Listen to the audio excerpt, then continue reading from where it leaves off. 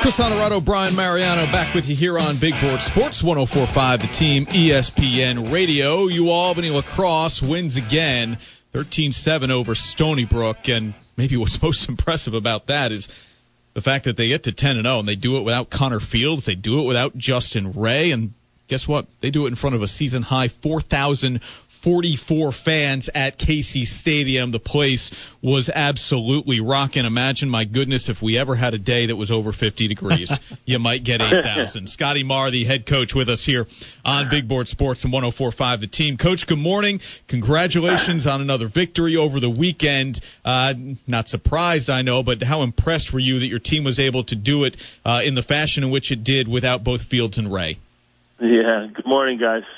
Yeah, over 50 would be nice. To wake up this morning to the snow was definitely not promising. But certainly, I agree. What an atmosphere for us on Saturday.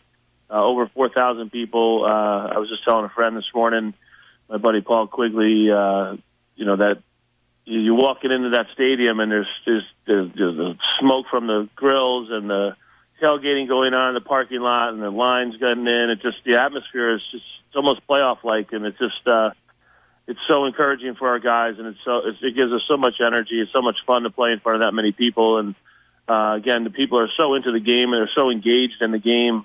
Every loose ball they cheer, every save, and it's not just goals they're scoring, they're cheering for. So it does give us a lot of energy. But again, very impressed, like you said, with our team overall.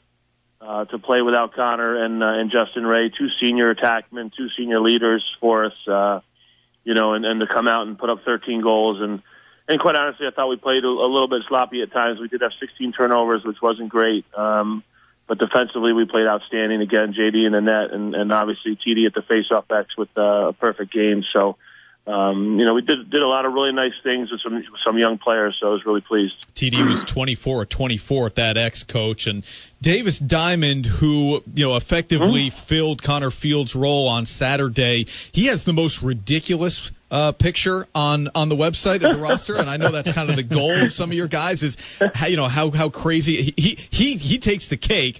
But he was really good, I thought. 3 assists in his first career start. For people out there who have never seen Davis Diamond play, what does he bring this team? Yeah, well, first of all, he brings a great casual, really loose attitude. He's from Florida, so he's from a kind of an outliers place, in the country lacrosse-wise. But Davis has got a great change of direction. He's got unbelievable vision. And he has the ability actually to go to his right hand or to his left hand. He's very ambidextrous. You really don't know which hand he actually is. So he's a dual threat that way, and he's very quick. So he's got an ability to make a good change of direction behind the goal and get his hands free to move the ball. So, for his first start in his career, 1 goal, 3 assists. He certainly stepped up to the plate and was ready to play. And then, like you said, been practicing really well for us.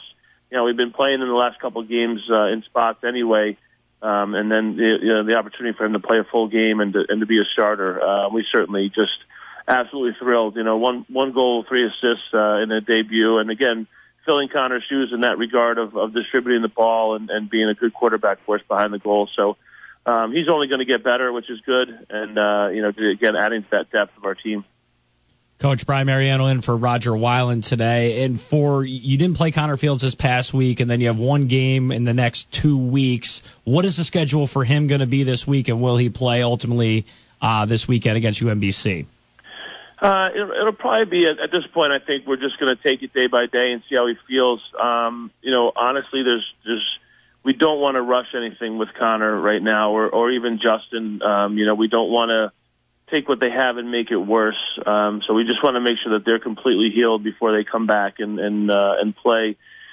So we have a bye weekend after this game against UMBC. So that would give us almost a full 3 weeks really before we get Binghamton and Yale on that weekend. And that's a critical weekend for us in the sense of a Friday, Sunday games, so we just want to make sure we're just doing the right things for them, health-wise. And, again, if we can continue to play the way we're playing with these guys who are stepping up to the plate, I think we can be in pretty good shape. I think the key for us now with these guys out is what we did defensively.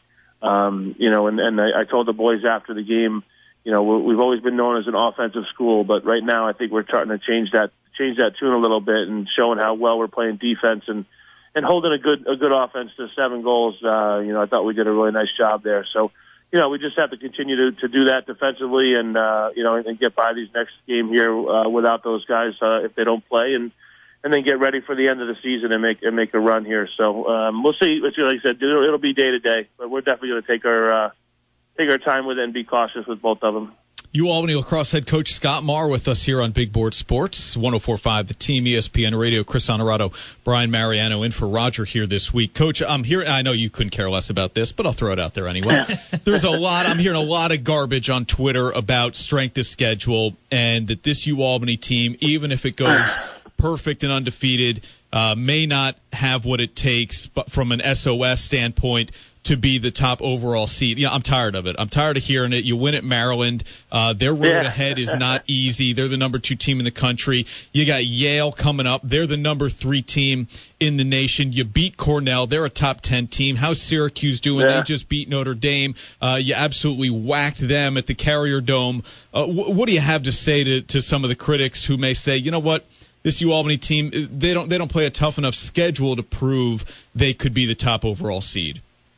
Honestly, I think it's unfair to our conference opponents to say that. To be honest, you look at Stony Brook. They lost to Virginia by a goal. 15-14. And Virginia's in that. Everybody praises the ACC and all that stuff. That's a 1-goal game with those guys, and I just don't think our conference gets enough credit for how we compete. And, look at Vermont. They're still in the top 20. Right now we have 5 top 20 wins. We have a top 5 win in Syracuse or top 10 win in Syracuse. We have a top 5 win in Maryland, like you said. And those games are on the road. So, we try not to look too much into that. I can't control what the committee does and all that stuff down the road. But, certainly with an opportunity here to get UMBC this weekend and go to 11-0. And then, with Yale on the schedule down the road, another opportunity for a top 5 win. We'll see where the chips fall. But, at the end of the day, we certainly just want to get that first game, home game here at Casey Stadium in the first round of the playoffs and then go from there. But, again, there's a lot of things that are out of our control, so we can't really do too much about it. But, I think we play a very tough schedule, and again, I don't think our conference gets enough credit for what they do. And again, if people really took a hard look around the country and looked at some of the teams this year, Michigan and Ohio State in the Big Ten. Ohio State's the subpar this year. Penn State's okay. It is what it is. We're just gonna keep doing what we do. If we keep winning, like I said, we just want to try to win every game we can and put ourselves in the best position possible. Don't worry, Scott. Loudmouths like me and Weiland and Mariano here. We'll take care of it for you. Scott, I know you guys had a really nice Easter after the win against Stony Brook, but it made even better with your son Kyle Marr scoring the game-winning goal for Johns Hopkins against Rutgers. And then really, I don't know, did you guys practice that with him getting knocked down, falling to the ground, and then throwing that in like that? Is that something you guys practiced? Yeah, it was. He made a heck of a play. It was obviously late in the game, critical time. Shaq Stamnick makes a good decision and sees Kyle open, and and Kyle just was fortunate enough to get the shot off as he was getting hit, and was able to put it in the goal. And it was a lot of fun. It definitely capped off the weekend for us. And my daughter Jordan plays for our Albany women's team, and they won also Saturday against Binghamton 12-10, and she had a goal, and then us winning. So it was our 3rd consecutive weekend of all 3 of us winning. So. It was a great weekend for us, and had a lot of family down at Rutgers watching the game and everything. So it was definitely a nice way to end the weekend. So thank you very much. Yeah, no shade on the ladies. That's 3 straight wins for the Albany women, and Jordan Marr has scored in back-to-back games to help the Great Danes here. So Scotty, all over it, man. I'm just kind of curious, as somebody who's in the middle of their season and not in college, will you watch tonight's national championship game at all? Yes, definitely. Yeah, I try to watch a lot of championship games. I watch like volleyball. I watch men's hockey. Obviously, national championship football. I think anytime you have an opportunity to watch a championship game and see the pressures and the situations that kids are put in, and what coaches' decisions have to be made, and the flow of games and stuff like that. I think you can learn a lot just from different sports. So certainly always try to watch championship games. So I'm excited for the game tonight. I think it's Villanova and Michigan, right? Is that what it is? Yep. Right. Yep. Okay. Yeah. So I read that this morning. I didn't watch the semifinal games on Saturday, but you were busy. we were having fun. I always watch championship games, and I watch the World Series even in baseball. I don't watch baseball at all, but I always watch the World Series. Very interesting. So yeah, it'll be fun. I'll ask you for a personal favor here, Coach. Yeah. Devils need the 2 points more than the Rangers do on Tuesday night. Can you give us one? You can have them. You can have them. We've thrown it in. They're doing a nice job. They brought some young kids in, and we see some promise for the future. But let the Devils take it. I'd rather see the Devils than the Panthers. That's for sure. All right, we'll take it. Thank you. Hey, Coach, enjoy the week without a game. That's something rare for this team this year. Get healthy, get right, and good luck against UMBC. I know we'll talk to you this time next week. Awesome. Thanks, guys. Appreciate it. Have a great day.